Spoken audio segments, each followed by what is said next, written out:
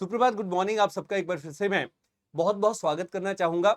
शनिवार का दिन है, Saturday, and right at 7 AM in the morning आपकी जो साप्ताहिक करंट फेयर की डोज है, यानी कि वीकली करंट फेयर की जो डोज है, वो लेकर एक बार फिर से आपके समक्ष हाजिर हूं।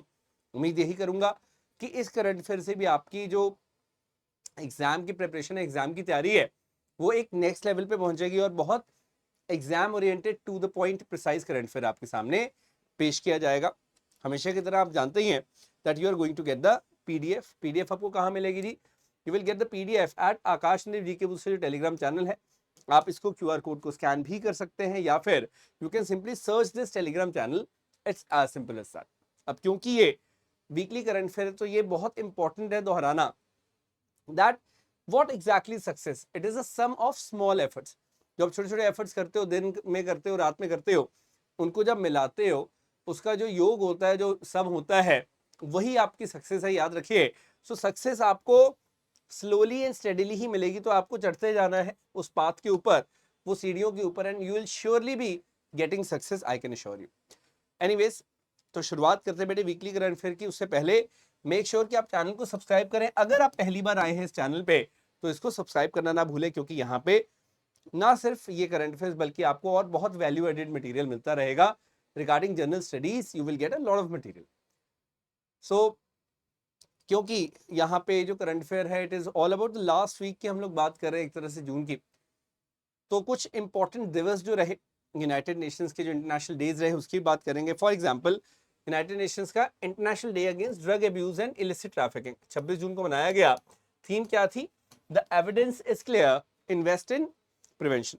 हालांकि डेली करंट अफेयर में हमने कवर किया था, बट क्योंकि ये वीकली करंट अफेयर एक तरह से रिविजन है, तो आपको ये पता होना चाहिए। उसी प्रकार से 27 जून को हमने क्या मनाया? एमएसएमई का डे मनाया। Micro small and medium size enterprises, MSME का डे मनाया।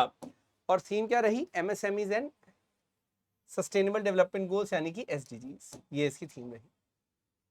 क्लियर है जी? Very important. सो आपको ये सब एस्पेक्ट्स में पता होने चाहिए। These are actually very much important. Anyways, now जैसे कि आपको पता ही है, हम लोग स्टार्ट कैसे करते हैं जी?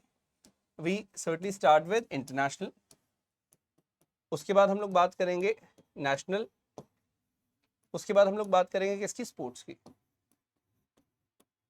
ये तो हम लोग इंटरनेशनल से नेशनल फिर स्पोर्ट्स के ऊपर आएंगे। इस तरह से हमारा फ्लो रहेगा आज के सेशन का, हमेशा की तरह। So I hope you ready for that. Make sure session को शेयर करना ना भूलें अपने फ्रेंड्स के साथ, in case you find it useful. तो सबसे पहले, क्योंकि मैं इंटरनेशनल की बात कर रहा हूं, तो वर्ल्ड इकोनॉमिक फोरम एक इंडेक्स लेकर आता है जी, ग्लोबल एनर्जी ट्रांजिशन इंडेक्स। इसका 14th एडिशन अभी अभी आया, बहुत इंपॉर्टेंट एडिशन है।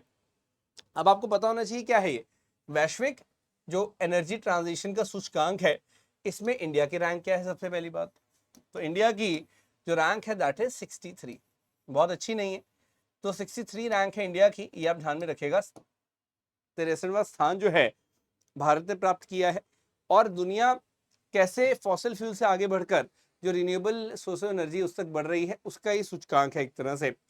अब बात आती है जी, टॉप किसने किया है? अगर मैं टॉप की बात करूं यहाँ पे, तो स्वीडन एक ऐसा देश है जिसने टॉप किया। मैक्सिमम यूरोप की कंट्रीज देखोगे यहाँ पे टॉप 10 में। इंडिया का 63rd रैंक। ये 14th एडिशन है किसका? वर्ल्ड इकोनॉमिक फोरम का ग्लोबल एनर्जी ट्रांजिशन इंडेक्स। अब इससे ज्यादा अक्सर आपको ना भी पता हो तो चलेगा, but in case you want to know, तो मैं आपको बता दूं कि हम जब लास्ट की कंट्री की बात करते हैं, मतलब 120th रैंक जिस कंट्री का है, सबसे लास्ट रैंक वो है कॉन्गो। तो कॉन्गो अफ्रीकन कंट्री, उसका लास्ट रैंक है। पाकिस्तान भी लास्ट 10 के अंदर ही आ रहा है। आप यहाँ देख सकते हैं 113वां रैंक पाकिस्तान का है। मैं कंपेयर नहीं कर रहा हूँ उनके साथ, बट मैं आपको बता रहा हूँ कि हमारा पड़ोसी मुल्क है पाकिस्तान, वो बहुत ज्यादा one of the poorest rank है इस इंडेक्स के अंदर पाकिस्तान का, क्योंकि वो बहुत ज्यादा नहीं फोकस कर पा रहे हैं रिन्यूएबल सोर्स ऑफ एनर्जी पर। क्लियर है जी? आगे बढ़ते हैं। Now the next point which I would like to reiterate is, अब जो नेक्स्ट एक बहुत इंपॉर्टेंट एस्पेक्ट है that is India is ranking 3rd in the global domestic airline market. ये बहुत इंपॉर्टेंट है। जब मैं डोमेस्टिक एयरलाइन के मार्केट की बात करता हूं जी, वहां पे मैं आपको बताना चाहूंगा कि जो भारत की रैंकिंग है वो तीसरी चली गई। मतलब क्या? मतलब डोमेस्टिक एयरलाइंस का जो सेक्टर है, जो हमारे देश के अंदर ही उड़ानें उड़ती, जो घरेलू एयरलाइंस हैं, वहां पे उसका कितना बड़ा बाजार है। तो आप ध्यान में रखें टॉप पे दुनिया में अमेरिका है, फिर चाइना है, थर्ड पे इंडिया है, फोर्थ पे जापान है और पांचवें स्थान पे है ब्राजील। तो इंडोनेशिया वगैरह से हम आगे काफी आ चुके हैं, जापान को ब्राजील को भी बीट किया है, ये बहुत बड़ी बात है। तो इंडिया कहाँ पे है, टॉप 3 में आ चुका है इसमें। इसका एक बहुत बड़ा श्रेय जाता है, बहुत बड़ा क्रेडिट जाता है हमारी जो डोमेस्टिक एयरलाइंस है, जैसे इंडिगो है। अब इंडिगो के पास बहुत बड़ा मार्केट शेयर, अगर आप देखते हैं तो वो रिसेंट टाइम्स में काफी ग्रो हुआ है। पिछले 10 सालों में हमने देखा है number of the people who are taking flights has increase many fold, काफी हद तक बहुत बड़ी मात्रा में ये इंक्रीज हुआ है। तो this is one point we have to be understanding precisely. Clear है जी। मूविंग हेड में बात करने वाला हूं पाकिस्तान की। पाकिस्तान ने एक मिलिट्री ऑपरेशन लॉन्च किया जिसका नाम है अज़्म इस्तेखान। ये बहुत इंपॉर्टेंट था, इसका मतलब है बेसिकली रिजॉल्व फॉर सिक्योरिटी। तो ये सवाल इस तरह से यहां से बन सकता है कि कौन सी कंट्री है जिसने फिलहाल अज़्म इस्तेखाम जो ऑपरेशन है उसको स्टार्ट किया, क्यों स्टार्ट किया गया, ये और ज्यादा इंपॉर्टेंट है। अगर आप ध्यान दें, पाकिस्तान अफगानिस्तान के बॉर्डर पे ये एक बहुत ज्यादा पोरस बॉर्डर है। पोरस बॉर्डर होने की वजह से हम लोग क्या देखते हैं, काफी रेबल्स जो हैं यहाँ पे ऑपरेट करते हैं। तो यहीं पे एक स्टेबिलिटी लाने के लिए they have started this military operation with the name of Azm Istehkam. ये बस ध्यान में रखिएगा, very important point this is. किसने स्टार्ट किया है, क्यों स्टार्ट किया है, ये आपको पता होना चाहिए। फाइनली कहते हैं ना, Pakistan is getting the test of its own medicine, वो वाली चीज यहाँ देखने को मिल रही है। एनीवेज, तो अपने देश में जो स्टेबिलिटी है उसको लाने के लिए ये ऑपरेशन जो है यहाँ पे किया जा रहा है। सिंपल। मूविंग अहेड, मैं बात करने वाला हूं चाइना की। चाइना का एक स्पेसक्राफ्ट जिसका नाम है चैंग E6। ये तो चैंग E6 जो है ना सिर्फ चंद्रमा पे गया, बल्कि वहां से वो वाली साइड जो बहुत ज्यादा एक्सप्लोर नहीं है, वहां से चंद्रमा की जो चट्टाने हैं, जो वहां पे रॉक्स हैं, जो वहां पे सॉइल है, जो वहां की मिट्टी है, मृदा है, उसका जो सैंपल है वो ये लेकर धरती पे आया। तो ये बहुत बड़ी बात है कि वहां का मतलब चंद्रमा की जो सतह है उसका नमूना लेकर धरती पर आ गया है। नाम क्या है जी, चैंग E6 प्रोब। तो सवाल आएगा दो तरह से, पहला चैंग E6 प्रोब कौन सी कंट्री का, तो वो है चाइना का। दूसरा, चैंग E6 प्रोब ने कहां पर जाके सैंपल कलेक्शन की, तो मून पे जाके, यानी कि चंद्रमा पे जाके चैंगी ने सैंपल कलेक्शन की है। ये बस आप ध्यान में रखेगा, very important point this is, and this can be a direct question in exam. सवाल आपको डायरेक्टली यहां से आ सकता है। क्लियर है जी। यहां तक कोई डाउट है तो please do let me know. Clear, do let me in the comment section of course. अब आप सब जानते हैं ईरान में जो यहाँ के राष्ट्रपति हैं, अनफॉर्चुनेटली उनका निधन हो गया था। और हमने क्या देखा यहाँ पे, क्योंकि वो निधन हुआ तो मोहम्मद मुखबिर जो है उन्होंने जगह संभाल ली एक एक्टिंग प्रेसिडेंट के रूप में, क्योंकि वाइस प्रेसिडेंट थे। Anyways, now the point is, आपको पता होना चाहिए, बहुत ज्यादा खबरों में ये बना हुआ था कि कौन अगला प्रेसिडेंट बनेगा।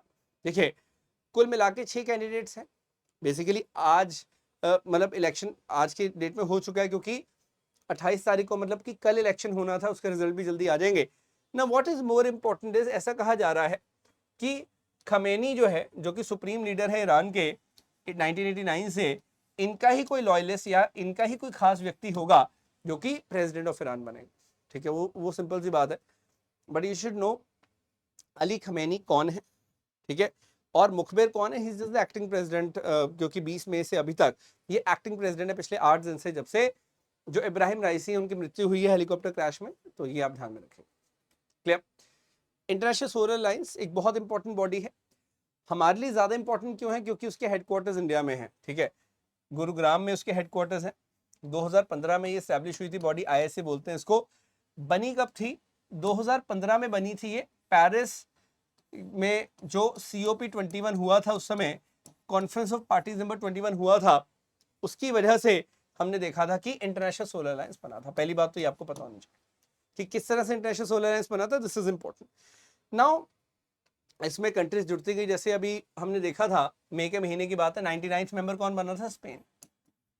तो स्पेन जो है वो 99th मेंबर बना था। उसी प्रकार से 100th मेंबर कौन बन गया बेटे, पैराग्वे बन चुका है। साउथ अमेरिका की एक कंट्री है पैराग्वे।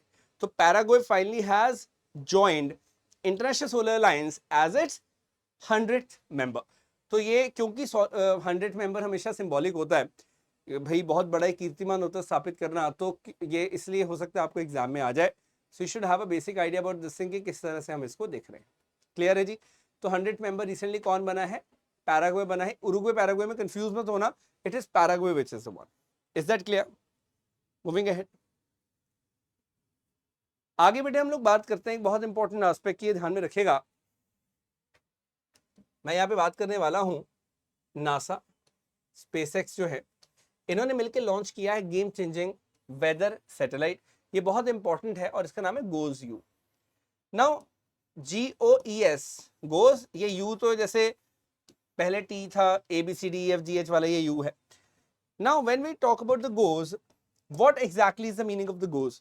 गोज का मतलब है geo stationary operational environmental satellites, ये आप ध्यान में रखिएगा। तो पहली बात तो कौन सी कंट्री का है जी? USA का है। ये गोज की फुल फॉर्म आपको दिख रही होगी। 1970 से ही 1970 के दशक से स्टार्ट हो गया था और अभी तक चल रही है। देखो जैसे गोज 1 2 3 4 ऐसे करते करते करते करते आप क्या देख रहे हो, गोज 18 तक आया। अभी हमने क्या देखा है, गोज यू चल रहा है। इसको भी हम लोग क्या कर देंगे बाद में जाके, गोज 19 कर देंगे of course. But what is more important is कि जब ये प्रॉपर फंक्शनल हो जाएगा इसका नाम गोज 19 पड़ जाएगा। 2-3 सवाल यहां से बनते हैं। पहला, गोज यू क्या है? गोज यू एक सैटेलाइट है, वेदर सैटेलाइट है। दूसरी बात है कौन सी कंट्री की है? USA की है, स्पेसएक्स और नासा ने मिलकर इसको लॉन्च किया, ठीक है। तीसरा, ये पॉइंट आता है यहाँ पे कि ये जो गोज की हम लोग बात करते हैं, क्या ये पहला ऐसा लॉन्च है? नहीं, पहले बहुत सारे लॉन्च हो चुके हैं ऑफ कोर्स। जैसे कि मैंने आपको बताया ये पूरी सीरीज ऑफ लॉन्चेस है जो कि आपकी PDF में भी आपको विजिबल होगी, don't worry about that, this is very interesting. अभी इसमें से 4 ही ऑपरेशनल है, लेटेस्ट 4, बाकी धीरे धीरे रिडंडेंट करते रहते हैं। सो this is quite an important one. और बस गोज की फुल फॉर्म जो है ये काफी इंपॉर्टेंट है, ध्यान में रखिएगा, ठीक है जी। गोज की फुल फॉर्म कंट्री और इसका क्या टास्क है, क्योंकि कम्युनिकेशन सैटेलाइट अलग होती हैं, वेदर सैटेलाइट अलग होती हैं, नेविगेशन के लिए सैटेलाइट्स अलग होती हैं, एक्सपेरिमेंटल सैटेलाइट्स अलग होती हैं। तो आपको पता होना चाहिए कि कौन सी कैटेगरी है सैटेलाइट की। This can be a good question. तो टोटल 18 लॉन्चेस हुए हैं जिसमें से 4 ऑपरेशनल है और 14 खत्म हो चुकी satellite because of various reasons, उनकी लाइफ टाइम पूरी हो चुकी है। Is that clear? नेक्स्ट में बात करने वाला हूं यहाँ पे स्वोम के बारे में, स्पेस वेरिएबल ऑब्जेक्ट्स मॉनिटर की हम लोग बात करते हैं। ये भी काफी न्यूज में था इसलिए हम लोग पिक कर रहे हैं इसको।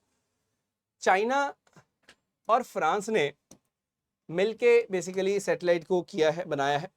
It is to study the universe explosive events, कि यूनिवर्स कैसे बना। हम बिग बैंग थ्योरी की बात करते हैं, बाकी सब चीजों की बात करते हैं, स्पेशली GRBs। GRBs क्या है? GRBs का मतलब होता है जी गामा रे बर्स्ट। ये ध्यान में रखिएगा, GRBs gamma ray burst. So you got to understand कि China and France have launch SVOM, the space variable objects monitor, यानी कि स्वोम। इसको चाइना से लॉन्च किया गया है। और आप एक चीज, पहले इन्होंने ओशन के ऊपर भी सैटेलाइट पे काम किया था। And this is first time that the two countries have rework together on astronomical study. Astronomical study बहुत बड़ी ये लोग कर रहे हैं। तो ब्रह्मांड की जो घटनाएं हैं उनको समझने के लिए, गामा रेज बर्स्ट को समझने के लिए, ये स्वोम नाम की सैटेलाइट यानी कि स्पेस वेरिएबल ऑब्जेक्ट मॉनिटर जो है ये आई है। This is very much important, तो ये आप ध्यान में रखेगा।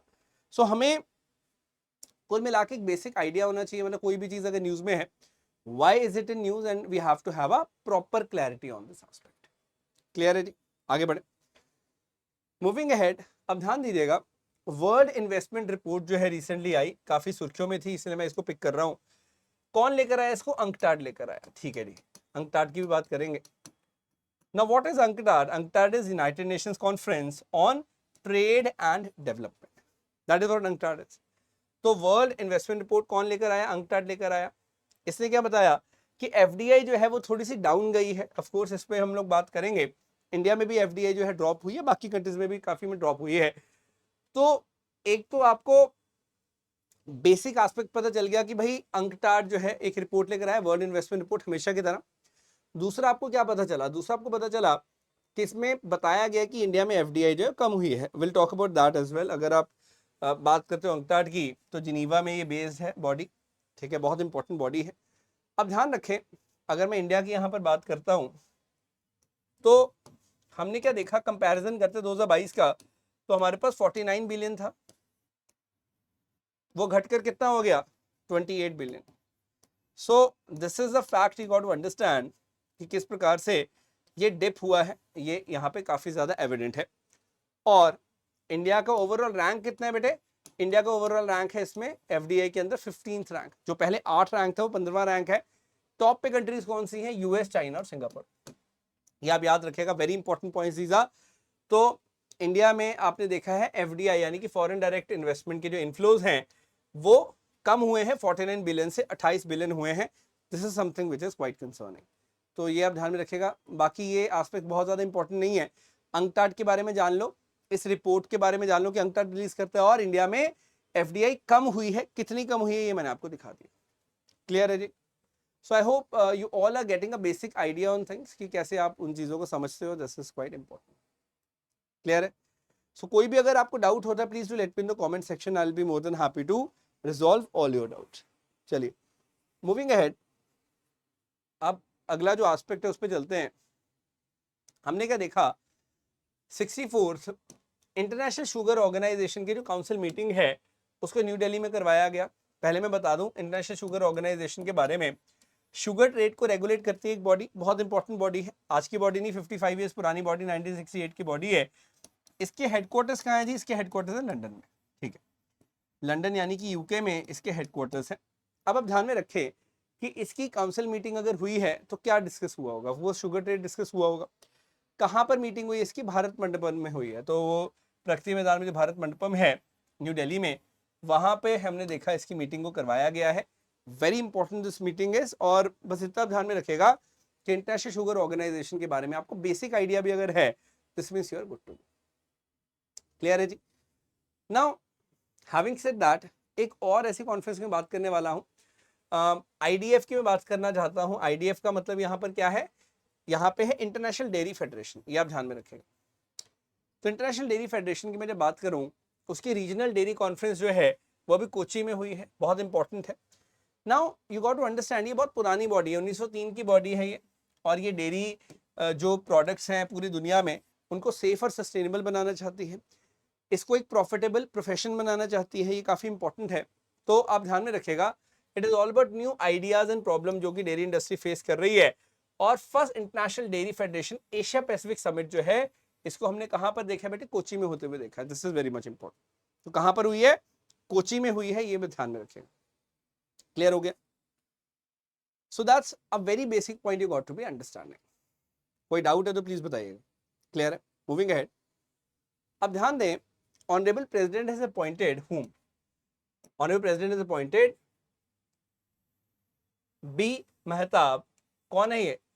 बी मेहताब जो है एज प्रोटेम स्पीकर, इनको अपॉइंट किया गया बेटे। ना सिर्फ इनको अपॉइंट किया गया, इनको ओथ दिलवाई गई है, आप देख सकते हैं शपथ ग्रहण करवाई गई। और सेशन में 2 दिन तक ये क्या रहे? प्रोटेम स्पीकर रहे लोकसभा के अंदर। प्रोटेम स्पीकर का काम क्या होता है? प्रोटेम स्पीकर क्या करते हैं? प्रेसिडेंट से ओथ ले लेते हैं। उसके बाद प्रोटेम स्पीकर क्या करते हैं बेटे? सभी जो एमपीज होते हैं उनको शपथ ग्रहण करवाते हैं। दूसरा काम क्या करते हैं? दूसरा काम करते हैं वो मेक श्योर करते हैं कि परमानेंट स्पीकर की इलेक्शन जो है प्रॉपर्ली हो जाए, और यहां तक कि रिजल्ट भी वो डिक्लेयर करते हैं। तो इन्होंने मेक श्योर किया कि रिजल्ट डिक्लेयर हो, और ओम बिरला जी जो हैं वो री इलेक्ट होके आते हैं क्या? लोकसभा के स्पीकर के रूप में। समझ आया आपको? तो 24 से 26 तक बी मेहताब, जो कि ऑफकोर्स बीजेपी के मेंबर ऑफ पार्लियामेंट हैं, वो प्रोटेम स्पीकर रहे। उसके बाद स्पीकर की इलेक्शन हुई एंड ओम बिरला जो है वो स्पीकर बनकर आते हैं। ये बहुत इंपॉर्टेंट है कि लोकसभा के स्पीकर कौन है? ओम बिरला लोकसभा के स्पीकर हैं। पहली बात, लीडर ऑफ ऑपोजिशन कौन है? Rahul Gandhi is the leader of opposition. तो लोकसभा में सदस्य के मतलब सदन के जो नेता हैं, लीडर ऑफ द हाउस कौन है बेटे? तो आप याद रखिएगा, ऑलवेज ये एक कन्वेंशन होती है कि प्राइम मिनिस्टर जिस भी हाउस में होते हैं वहां पे वो लीडर ऑफ द हाउस बन जाते हैं। जैसे मनमोहन सिंह जी राज्यसभा में होते थे, वो राज्यसभा के लीडर ऑफ द हाउस है। उसी प्रकार से 2014 से ही नरेंद्र मोदी जो कि प्रधानमंत्री हैं, वो लोकसभा के लीडर ऑफ द हाउस हैं, ये आप ध्यान में रखिएगा। तो लोकसभा के लीडर ऑफ द हाउस कौन है? Honourable prime minister Narendra Modi. अब राज्यसभा के लीडर ऑफ द हाउस कौन है? राज्यसभा के सदन के नेता कौन है? दैट इज जेपी नड्डा, ये आप याद रखिएगा। तो राज्यसभा के लीडर ऑफ द हाउस कौन है? जेपी नड्डा। लोकसभा के लीडर ऑफ द हाउस कौन है? Of course prime minister. और स्पीकर ऑफ द लोकसभा कौन है? ओम बिरला जी। और चेयरमैन ऑफ द राज्यसभा कौन है? Vice president of India. ठीक है, ये बेसिक पॉलिटी का एक एस्पेक्ट है, आपको पता होना चाहिए।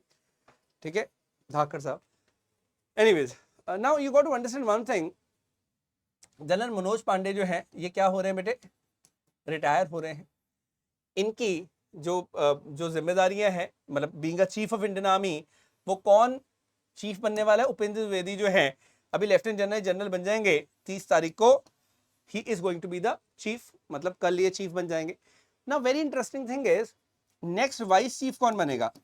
अगर वाइस चीफ बन गए तो वाइस चीफ की जो पोजीशन है उसको कौन लेगा? That is lieutenant general NS Raj Subramaniam. ये आप याद रखिएगा, he is going to be the new vice chief of Indian army, NS Raj Subramaniam, who is a 3-स्टार general rank lieutenant general officer है ये। 3 स्टार हम बोलते हैं हमेशा, आप कॉलेज में देख सकते हैं 3 स्टार है, जनरल जब बनते हो आपको 4 स्टार जो है वो ऑफिसर में देखने को मिलते हैं। So very important point this is, ये आप याद रखिएगा। क्लियर है जी? सो ये new vice chief of Indian army है, 1 जुलाई से ऑफकोर्स बनेंगे, जैसे ही वो वाइस चीफ बनेंगे ये वाइस चीफ बन जाएंगे। क्लियर? अब ध्यान रखें कि नेक्स्ट जो है बहुत इंपॉर्टेंट पॉइंट है, उसके बारे में बात करना चाहता हूं मैं। ये आप देख सकते हैं बहुत ज्यादा न्यूज में था कि world first Asian king vulture का कंजर्वेशन एंड ब्रीडिंग सेंटर जो है महाराजगंज यूपी में आ रहा है। अगर मैं बात करता हूं इसकी, तो इट इज क्रिटिकली इंडेंजर्ड। क्या है ये? क्रिटिकली इंडेंजर्ड स्पीशी है जी। एशियन किंग वल्चर की बात हो रही है यहाँ पे। जो ब्रीडिंग सेंटर है उसका नाम रखा जाएगा Jatayu conservation breeding centre.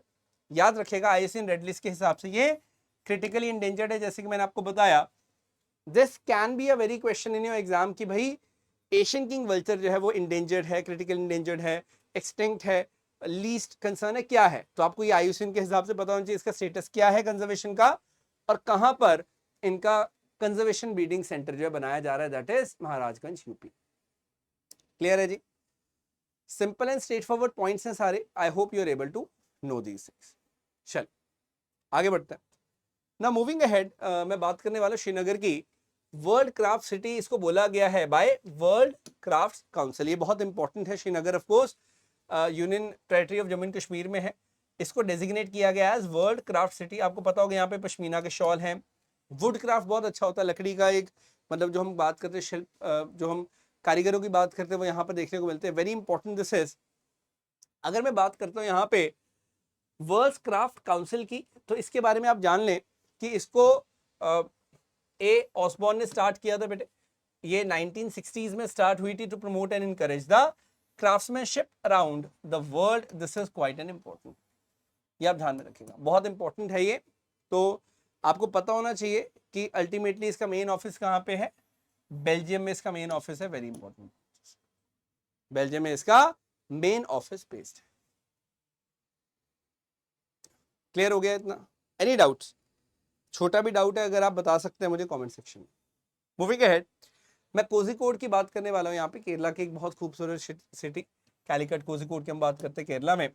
So you got to understand ये बहुत न्यूज में क्यों था, क्योंकि इंडिया की पहली यूनेस्को सिटी ऑफ लिटरेचर जो है वो बन चुकी है क्या? Kozhikode. This is very important. तो रिसेंटली कौन सी सिटी है, कौन सा शहर है जो कि सिटी ऑफ लिटरेचर बना है? It is of course Kozhikode, which is in Kerala. You have to know this. Very important point this is, mind you, ये आपको पता होना चाहिए। एंड अल्टीमेटली यहाँ पे आप देखते हो बहुत सारे राइटर्स रहते हैं, बहुत सारे लिटरेचर को जानने वाले लोग रहते हैं। वही एक रीजन है कि हमने इस चीज को होते हुए देखा, या माइंड में रखे। क्लियर हो गया जी इतना एवरीवन? चलिए मूविंग अहेड, सेशन को शेयर करते रहे and do subscribe to channel अगर आप इस चैनल पे नए हैं तो। अब मैं बात करने वाला हूं, यहाँ पे नेशनल लॉन्च हुआ स्टॉप डायरिया कैंपेन का। हालांकि 1 जुलाई से 31 अगस्त तक चलेगी ये, मतलब पूरा जुलाई और पूरा अगस्त चलेगी, मतलब 2 मंथ्स तक चलेगी। ठीक है जी, 2 महीनों तक चलेगी। Ministry of health and family welfare के द्वारा ये स्टार्ट किया गया है। थीम है डायरिया की रोकथाम, सफाई और ORS से रखे अपना ध्यान, ये इसकी थीम है। Now you got to understand one thing कि पहले की डायरिया जो कैंपेन थी और अभी की डायरिया कैंपेन में क्या अंतर है। This is very important.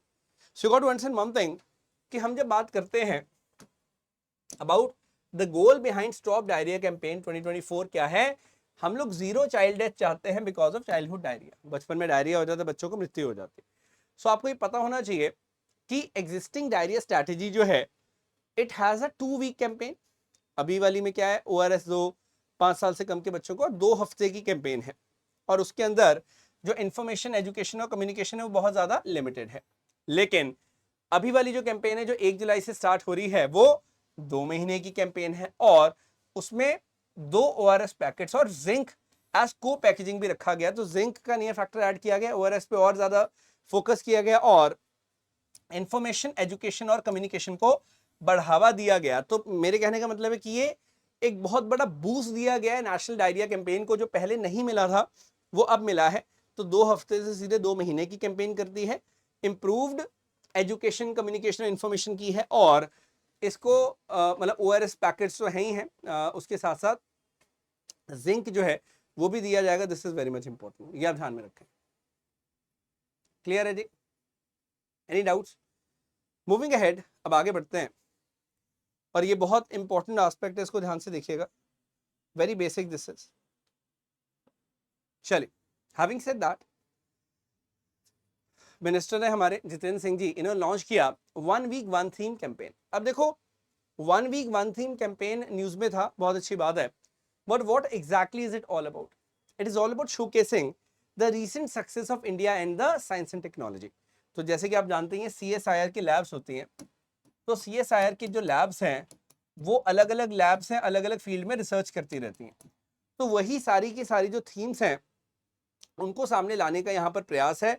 तो कहने का मतलब है कि हमारे देश में CSIR बहुत अहम भूमिका निभा रहा है, उसी भूमिका को और आगे बढ़ाने का यहाँ पे फोकस किया जा रहा है। It is all about innovation being made inclusive for all, ये आप ध्यान में रखेगा। तो ये किसका है? जैसे अलग अलग थीम्स है, एनर्जी हो गई, पेट्रोकेमिकल्स है, एग्रीकल्चर है, बायोटेक है, अलग अलग थीम्स आप देख सकते हो, तो उनके ऊपर फोकस किया जाएगा। So that is 1 week 1 theme campaign. किस कंटेक्स्ट में आप ध्यान में रखिएगा? CSIR के कंटेक्स्ट में, council for scientific industry research, CSIR, उसी के कंटेक्स्ट में हमें ये देखने को मिला। क्लियर है जी? Any doubt still here? In case you guys have, you surely can let me. अब ध्यान रखें, हमने क्या देखा, देखिए हम कई बार बात करते हैं ओलंपिक्स की, मतलब मुझे लगता है शायद ही कोई दुनिया में इससे बड़ा टूर्नामेंट होता है स्पोर्ट्स का, और हम लोग ओलंपिक्स की बात करते हैं तो जबरदस्त तैयारी की तो बात आती ही है, बट उसके साथ ही बात आती है ओलंपिक्स की एथोस की। हम जब बात करते हैं कि भाई ओलंपिक्स की जो वैल्यूज हैं वो बहुत इंपॉर्टेंट है, तो मैं आपको बताना चाहता हूं कि उन्हीं वैल्यूज को और स्ट्रॉन्ग करने के लिए, values of friendship, respect, excellence, उनको आगे बढ़ाने के लिए Bharat centre of Olympic research and education start हुआ है। कहां पर स्टार्ट हुआ है? गुजरात में स्टार्ट हुआ है। गुजरात में कहां पर स्टार्ट हुआ है? गांधीनगर डिस्ट्रिक्ट में स्टार्ट हुआ है, ये आप ध्यान में रखेगा। इट इज भारत, ये लिखा है ना भारत, ये centre of Olympic research and education. ये बहुत इंटरेस्टिंग है, अभी धीरे धीरे और इसके बारे में पता चलेगा, लेकिन ये कहां पर स्टैब्लिश हुआ है दैट इज इंपॉर्टेंट, कि ये गुजरात में स्टैब्लिश हुआ है, सिंपल। तो ये क्वेश्चंस कई बार आते हैं और अगर आपने नहीं पढ़ा हुआ अनफॉर्चुनेटली तो एग्जाम में आप इसको नहीं कर पाओगे, because you have to have a basic idea. ठीक है जी। नेक्स्ट मैं बात करने वाला हूँ, एक बहुत इंटरेस्टिंग न्यूज़ है कि जो केरला की विधानसभा है उन्होंने गुहार लगाई है कि केरला का नाम केरलम कर दिया जाए, क्योंकि आप शेड्यूल 1 भी देखते हैं वहां पे इंग्लिश में तो केरला है, लेकिन मलयालम जो कि इनकी अपनी भाषा है उसमें केरलम रहता है। तो वो दोनों के बीच में एम्बिग्यूटीज को खत्म करने के लिए केरला की विधानसभा ने बोला कि केरला का नाम केरलम किया जाए। सो ये काफी इंटरेस्टिंग है। पेन पेंटर प्राइज है, एक लिटरेचर का बहुत बड़ा प्राइज है, वो किसको मिला है? अरुंधति रॉय जो है उनको ये प्राइज से सम्मानित किया गया है। पेन पेंटर प्राइज को 2009 में स्टैब्लिश किया गया था, एक नोबेल प्राइज विनर है हैरोल्ड पेंटर, उनके नाम पे ये इसका नाम रखा गया। सो ये काफी इंपॉर्टेंट है। अब स्पोर्ट्स जगत से कुछ बात करते हैं, F1 रेसिंग, क्रिकेट और मेडी गेम्स जो है उससे हम बात करेंगे। It's gonna be very much interesting. और the most important thing is, देखिए कुछ भी अगर आपको लगता है कि आप नया पढ़ रहे हो तो मैं हमेशा ये सजेस्ट करता हूँ आपको कि आप अपने नोट्स में जरूर उसको डालो, because that is of course very much important. So we have to have a clear cut idea on this point. चलिए, सबसे पहले तो स्पोर्ट्स की बहुत बड़ी न्यूज जो है, it is India versus south Africa. ठीक है, इसको न्यूज बोल लो, अपडेट बोल लो, कुछ भी बोल लो। तो anyways, so that's gonna be there. आज शाम को आई थिंक 8 बजे है मैच। सो T20 वर्ल्ड कप जो है उसका फाइनल है ये, तो आज पता चल जाएगा कि कौन जीत रहा है फाइनल को, ये अब आपको पता ही है।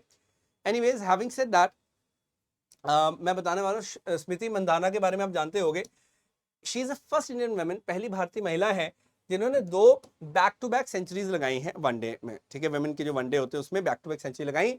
साउथ अफ्रीका के खिलाफ इन्होंने बैक टू बैक अभी सेंचुरी लगाई थी, तो ये काफी न्यूज में थी, आप ध्यान में रखिएगा।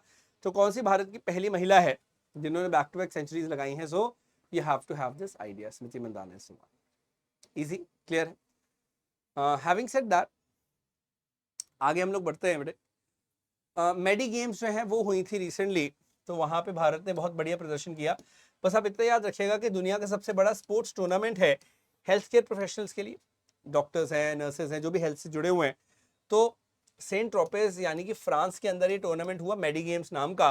43rd टूर्नामेंट है, 1978 से स्टार्ट हो गया था, अभी तक ही चल रहा है। और आप ये मान के चले कि किस तरह ये बहुत बड़े लेवल का इवेंट है, मतलब अभी रिसेंट टाइम्स में तो और ज़्यादा पब्लिसाइज इसको किया गया, बहुत बड़ा इवेंट है। और यहाँ पे हमारे ऑफिसर्स ने बहुत बढ़िया प्रदर्शन किया है। तो कहाँ पर हुआ है ये? मेडी गेम्स हुए सेंट ट्रोपेज यानी कि फ्रांस में हुआ है। और आर्म फोर्स मेडिकल सर्विसेज के जो ऑफिसर्स हैं, they have done brilliantly well in this, ये आप याद रखें। Simple and straight forward point this is clear है। Last but not the least, Max Verstappen जो है स्पेनिश ग्रां प्री को भी उन्होंने अपने नाम कर लिया है। तो एक बहुत इंटरेस्टिंग पॉइंट है यहाँ पर जो निकल कर आता है, ध्यान से देखें। इस साल अगर मैं इस सीजन की बात करूं जो कि मार्च में स्टार्ट हुआ था, तो मैक्स वर्स्टेपेन जो है वो कितनी रेसेस को जीत चुके हैं ये आपके सामने है, ठीक है।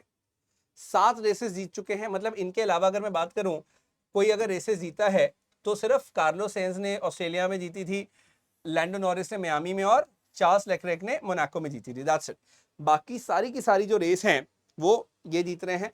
अब सबकी नजर है ऑस्ट्रियन ग्रां प्री के ऊपर, जो कि 30 जून को है। यहाँ पे रेडबुल के रिंग है, वहां पर है, यानी कि कल है। तो कल यानी कि संडे को ग्रां प्री में देखते हैं कौन जीतता है। अभी तक तो डोमिनेंस पूरी मैक्स वर्स्टेपेन की दिख रही है हमें। सो लेट्स सी कि क्या F1 रेसिंग में होता है। So I hope you have enjoyed this session, एक आधे घंटे का सेशन जिसमें आपको पूरे हफ्ते का अपडेट जो है वो मिला है। And do share the session अगर आपको अच्छा लग रहा है, and do subscribe to the channel अगर आप पहली बार इस चैनल पर आए हैं। मैं फिर से बता दूं, आपको PDF यहाँ पर मिल जाएगा जी, यू कैन स्कैन दिस, या फिर आप इसको सर्च कर सकते हैं टेलीग्राम के ऊपर, आपको आराम से मिल जाएगा, don't worry about it. So that's great having you all here, बहुत मजा आया आपके साथ ये सेशन करके। आई hope you have enjoyed the session, I hope you have gained immensely from the session. Keep sharing the session, keep enjoying, keep studying, all the very best, जय हिंद।